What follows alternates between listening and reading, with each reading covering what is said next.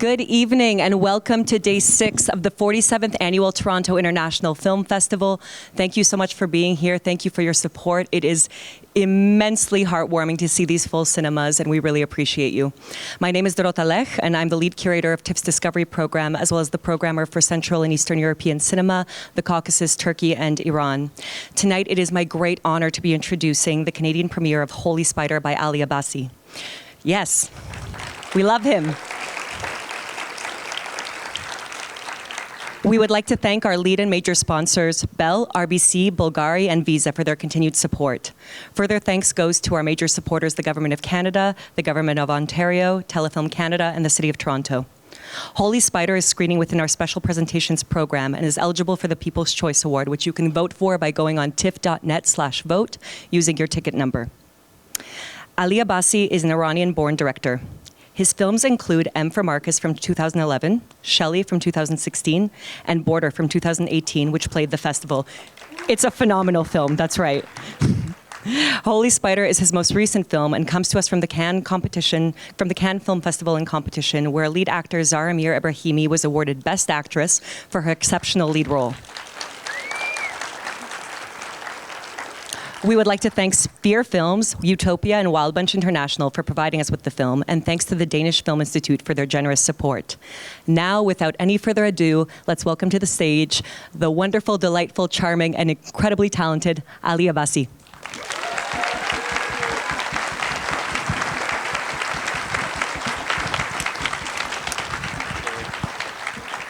Good evening. Hoş geldin. It's an honor and a pleasure to invite you to screening. I want to invite my team here. So Zar, do you want to come over here?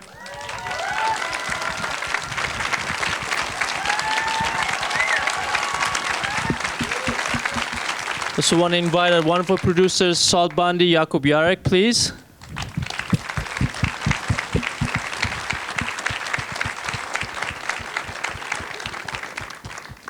Just want to say that it's good to see you here tonight. We are very happy to be here, very happy to present a movie. We're very happy that the movie exists at all.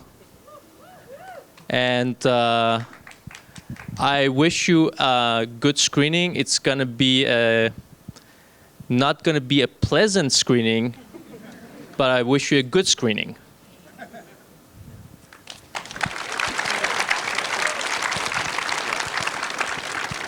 Hi, me too. I'm so happy and honored to share this movie, this special movie for me, especially with you all.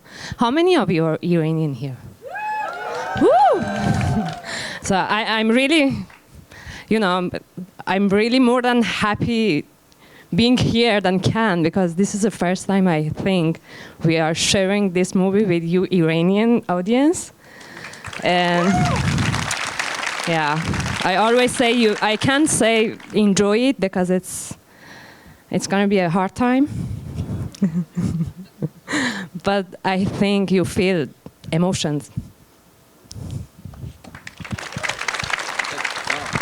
Great, and we're gonna be here afterwards for Q&A, and if you want to slap us or whatever, like, we'll be available.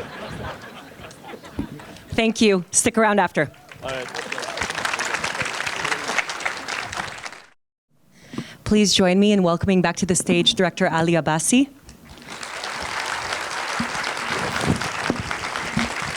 Lead actor Zar Amir Ebrahimi.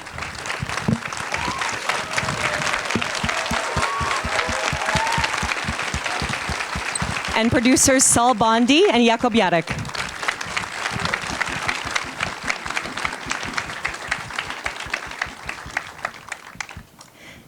Thank you. Congratulations.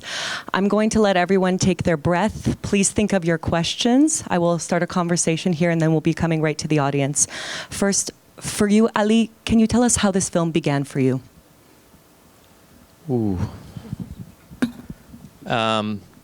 Well, it began when this happened in Iran, or the actual incident which this is inspired by. And at the time I was living in Iran, and it was like the last month I was living in Iran.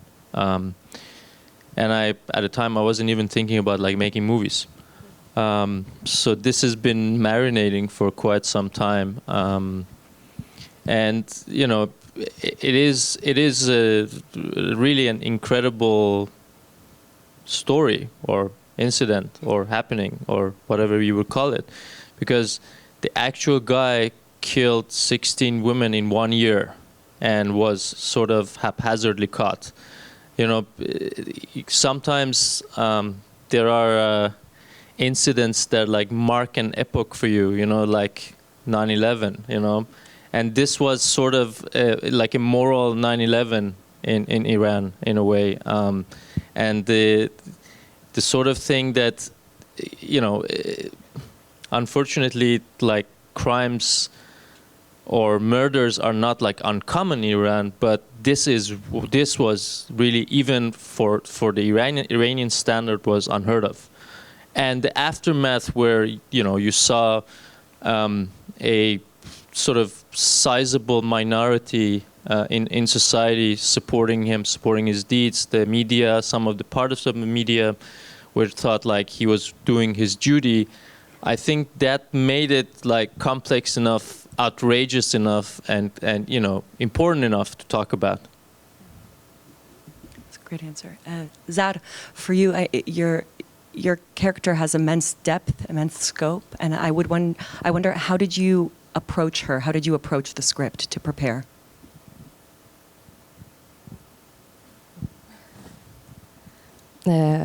First of all, actually, I started working on this project as a casting director. And like 4 years ago, I think, 2018. And I had this chance to be beside Ali and, just working on each character in this script. And, the first day I heard about this project, I thought, this is a really important story to be, we have to tell it. And the thing is that I'm so critical toward these movies out of Iran, especially in terms of acting and locations and everything. And so when I heard that Ali is looking for a casting director, I suggest myself. Because I just saw the border, and I found him actually amazing director. And so I got so happy that he wants to tell this story, and I wanted just to be a help to, for him to tell it in the best way possible. Then it took us actually 3 years to put this cast together. And I wasn't supposed to be in front of the camera, and we had a really actually very talented and good actress in Iran who was supposed to join us, and actually she came, and then she decided just to not do it. She was, I think, a bit afraid, maybe. She changed her mind actually, but like 1 week before shooting. And honestly, we met more than 60 actresses everywhere, all around Europe and even in Iran. And at that moment, the age of this character was around 30, early 20 something, but not my age. And Ali wasn't actually, maybe one or twice maybe in the whole 3 years. We had this discussion together, maybe I can try it or not, but Ali was always like, you are so soft and nice, and I need someone fighter, and I don't see her in you anyway. You are so beautiful, I don't want that, Ouch! And then, so at that night when we heard that our friend, this actress, doesn't want to play this movie, I got so angry, and I think at some point I discovered that side of me, Like and then he came to me and he said, maybe we have to try tomorrow, And we had this 24 hours of audition together in Jordan, just 5 days before shooting. It took really 1 day, this audition. That was strange. In the beginning, really didn't work. And at midnight, he called me. He said, I have another idea, come. And then we went through another audition, actually. And we tried that scene with the officer when he comes to the hotel. And that was amazing. I think everything just came out there, you know, in that midnight. I brought something, Ali added something else, you know, we had a talk. And actually the day after, I found that it's strange because in that scene, I found something in myself very close to this character. Maybe because of my own experience of life, especially in Iran, my understanding of that authority when they come to you. Something happened anyway that night, and that was a beginning of this journey with Rahimi for me. And then I started to call my friends, the journalists who were working actually at that period in Iran. And they told me very sad stories about harassment and all difficulties they just face every day in their actually everyday daily work. And then I started to talk with my journalist friends, and everyone had actually the same experience, you know. I had always this idea of being a journalist. You know, I was thinking always that being a journalist, it means you have a voice. You have your voice, and nobody can bother you, actually. Nobody can hurt you, you know. As soon as, you know, once someone hurt you, you can just talk about it. You can just write about it, and you can make a scandal out of it, you know. But apparently, no, especially when it comes to women. And yeah, that was really kind of surprise for me. I didn't know that. And I think there I really just started to just, you know, looking for all these reason and motivation Rahimi has to risk her life, to go through the whole story here in myself. And maybe kind of, I just linked my own experience, you know, with Rahimi and her experience. But everything was there, you know, the base was there, and I think the way we worked really helped me because Ali was really open to, you know, we had many we could go further, actually, you know, the text was there, but we had just this possibility to change the text, to sometimes do something else, and yeah, I think the whole process was, it's not like just one point that I got. And well, thank you for your very generous answer, and I think we will hopefully come back to this difficult casting day in Jordan. But for you, Sal and Jakob, can you tell us what it takes to get such a production off the ground of this scope? I imagine it wasn't always an easy day. Short answer. A walk in the park, yeah. Yeah, I heard we have a lot of time, so we can discuss the production at length. No, the project started with Ali and Jakob.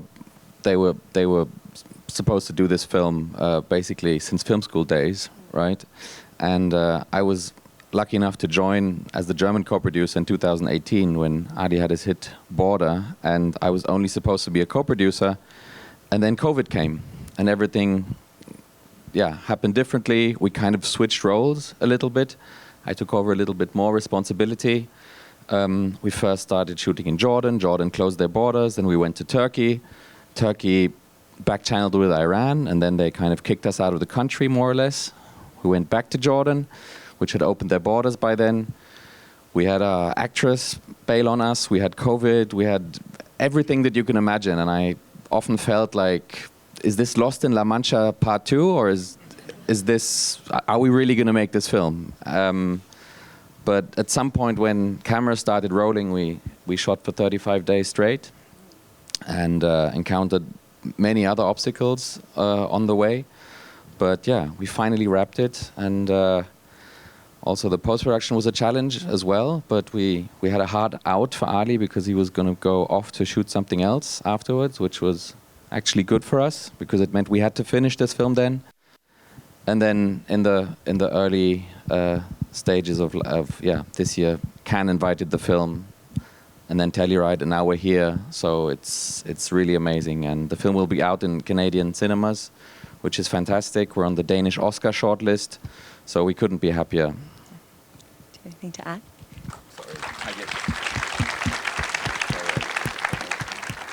No, I think Solev summed it up really well. I mean, it was a big production with a lot of partners, you know, co-producing with 4 European countries. And but I think what we found out is, me and Sol, we had like a real understanding and partnership. And when you do stuff like that, especially when you're hit by all kind of accidents, it's really good to have each other's backs. And we're so happy to be here now. It's fantastic. Thank you. There's a lot of love in your team, it's clear. As I said, we want to take some questions from the audience, so please raise your hands high. Yes. Thank you so much for such a great movie. Personally, I was born in Iran. Big compliments. And the question? Yes, and it was really, really interesting. My question is, from what was discussed, I understood that none of the cinematography was, or location was actually in Iran. So, and I for the first half of my life, for 20 years, I've lived in Iran. I think you guys have done a fantastic job in finding locations that gives that feeling, that vibe, from the material on the roads, the walls, to really how the scene was set up. So it's a question, as I understand that, as you mentioned, the film wasn't shot in Iran. If you can comment on where it was shot and how you recreated these very realistic Iranian-seeming locations. I think one of Ali's first like motivations or visions for the film was exactly that it should look like Iran, like 100%, and I think that what guided us all the time. We had a short period where we tried to maybe have it shot in Iran, but it became difficult quite fast. And then we went to Turkey and 2 times Jordan, and then in the end found what we were looking for in Jordan. And we had a fantastic production designer that really researched, and obviously Ali's also lived in Iran, so he has this eye for what worked, what didn't work, you know. Yeah. I think also, you know, we, and I can speak for myself and for my team, I think we're also motivated by like movies like, I don't know, Argo. Or like, you know, it's like, or any, Argo is probably like the best of them, but there are a bunch of movies where like, or like Never Without My Daughter or whatever the fuck it's called, you know, where, you know, it's like, you know, people ride camels and, you know, it's like they, you know, the signs are in Arabic and, or in Indian or whatever. And, you know, or you know, it's like the homeland where like, you know, some people are like, you know, supposed to be in Saudi Arabia, but they're in Pakistan. You know, it's like that sort of like total lack of respect, and you know, we don't give a shit about it as long as there's some brown people in like a sunny country. I think that really motivates you to set the record straight, or at least like, you know, say that this is as important as, you know, I mean. You know, here, like, if you cast a New England guy who's supposed to be from Utah, it's a huge deal, you know? And I think it's a good thing, and I thought this is how we want to approach this. You know, this is the attention of the detail that we want to bring to this. And of course, it's challenging, but, you know, it, you know, shows actually that I think we're much better in doing that than like a $40 million movie that doesn't give a shit, you know? So it's not about the money all the time. It's also about sensitivity and who's behind camera, who's in front of camera, who's thinking about those things.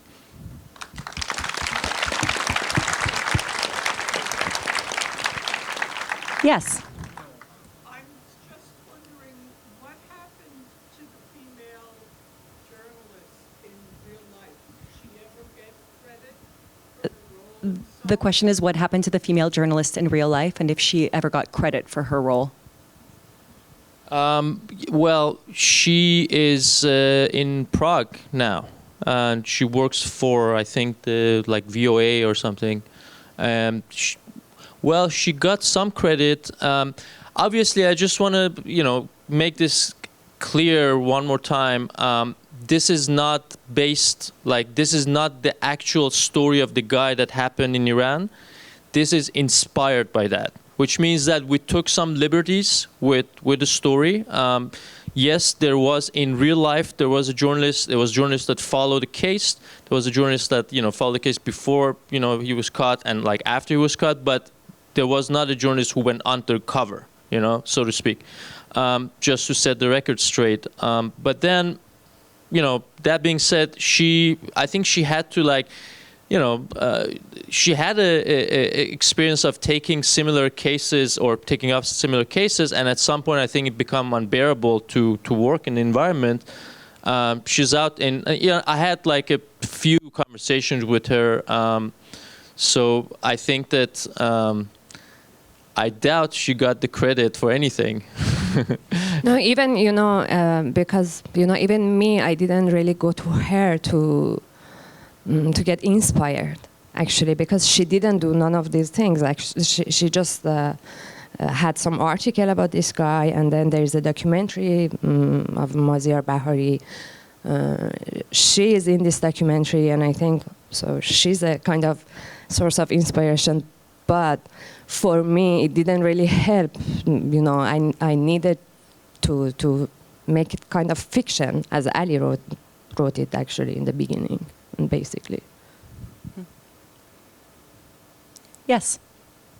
All the performances in the movie are amazing. I was wondering with the casting the son, is he a first-time actor or the actor? The question is about the boy who plays the son and if he's a first-time actor. Yeah, first-time actor. He's phenomenal. I found him in a small city in north of Iran, in that region, Khorasan. Wow. Amazing. He is really amazing. Yes, here.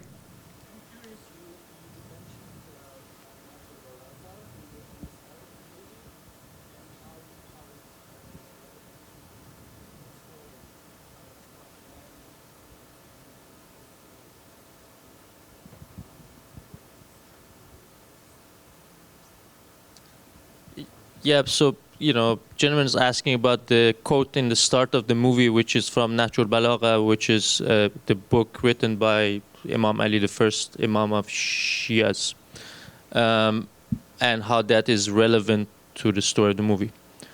I think, for me it works like twofolds. One, I think it's a great quote. And I think it is about death and about meeting your own destiny, which is in a way, what this movie is about, because this is a film noir for me. And in a film noir, you're always haunted by your past. You're always you're trying to avoid the unavoidable, which is going to catch up with you at some point. And these characters are, on that trajectory. And for other, I think, I think it's been really important for me to, for once, make a movie that is not for anyone, not against anyone. It's not. This is not a movie about against Iranian government. This is not a movie about the women's right. This is my movie. This is I think if I had all the money in the world, all the time in the world, I would have done this. And I think it's so rare that you get the chance to do that as an Iranian filmmaker, because you're either fighting with censorship, you're fighting with money, you're fighting with all sorts of shit. So I think it was just to also anchor this in sort of, this is a movie that is about religion as well. And it's not only about how bad the religion is, it's about religion, point, And that is a big part of, life when you're in Iran. It's a big part of the government's propaganda as well. But it is, it has its own meaning. It has its own philosophical implications as well. So I just wanted to sort of make that context sort of started before you start the film.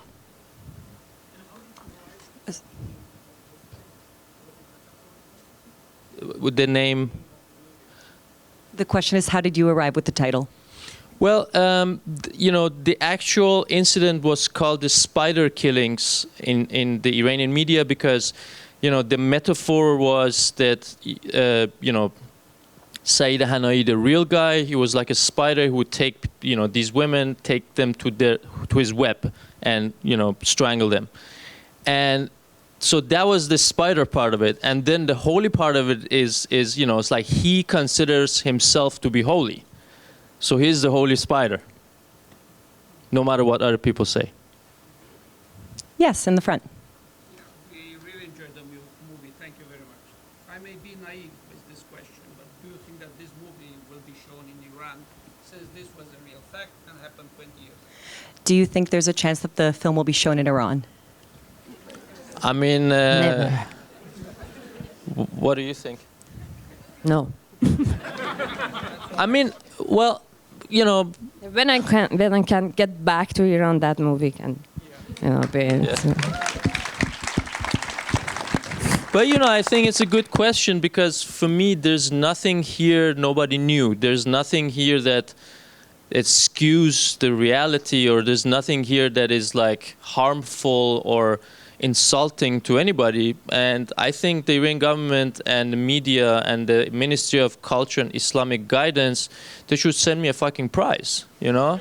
Because I think, you know, I think they should be proud of, you know, me, you know, going through all this like 10 years of, you know, shit to get this movie done. And, you know, they should be proud that someone like me, instead of doing like a Marvel movie, does this instead, you know? I think they should be thankful.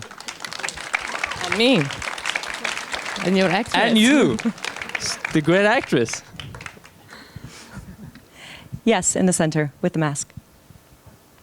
I'm curious about how much of the character of Saeed is on the actual serial killer and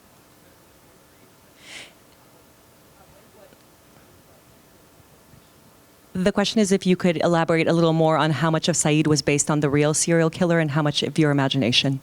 So that was like a tough nut to crack because, you know, for a very long time we were like, I was trying to think, you know, there are like two ways of looking at this. Okay, take the guy's, you know, sort of what he was, his message or messaging as face value and say, okay, here's a very devout guy who wants to, you know, clean up the streets and, you know, he really believes in his religious duty and so on and so forth. The other theory is he just enjoyed it, you know, and it has like a suppressed sexual connotation, which, you know, like according to the normal sort of pathology of serial killers, that's what you get, you know, when you have suppressed sexuality. And I really tried to resolve this in many years. I was like, okay, is this the one? Is this the other one? And I like oscillated between these two. And the unsatisfactory answer I have for you is, I think it was both, you know. And I think, and I really tried to, you know, we really tried to find that balance in the movie, you know, that there is a part of him that really enjoys this. There's a part of him that, like, you know, has sexual pleasure in killing and you know, in you know, taking lives and seeing that happen. And then there are another part of him that sort of covers for that part and saying, like, you're doing the right thing, my friend. You're doing the right thing because, you know, Allah is going to be with you. And is the one part more important than the other? It's difficult to say, you know. But that was the balance, at least. Volunteer question. Volunteer question. Are you allowed to have a question as volunteer? We love our volunteers. What is your question?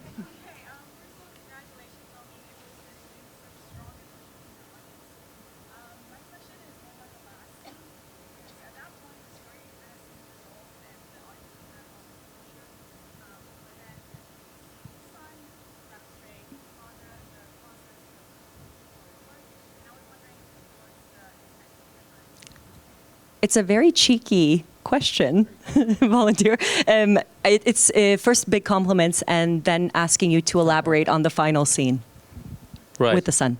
Right. I think, you know, there is a documentary about this case, and there's a great documentary that Mazyar Bahari did. I think Mazyar actually lives in Canada, and you know, in the documentary, there is a scene very similar to this, where the son demonstrates, you know, what his dad did.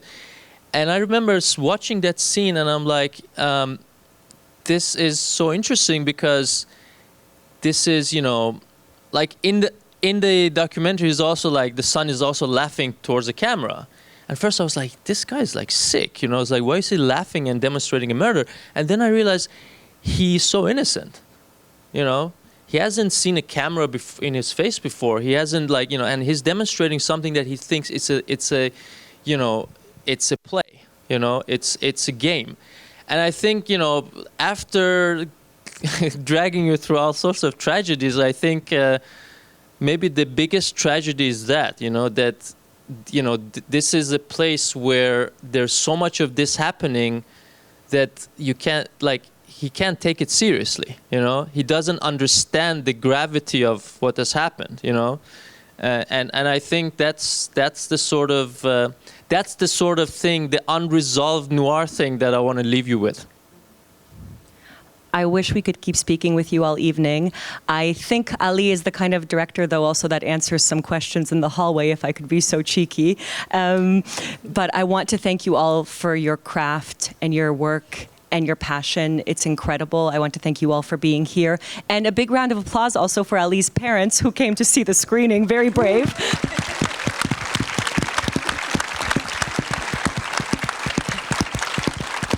Thank you so much. Please continue making important political, cinematic films and come back to Toronto. Thank you. Thank you. Thank you. Thank you. Mamnoon.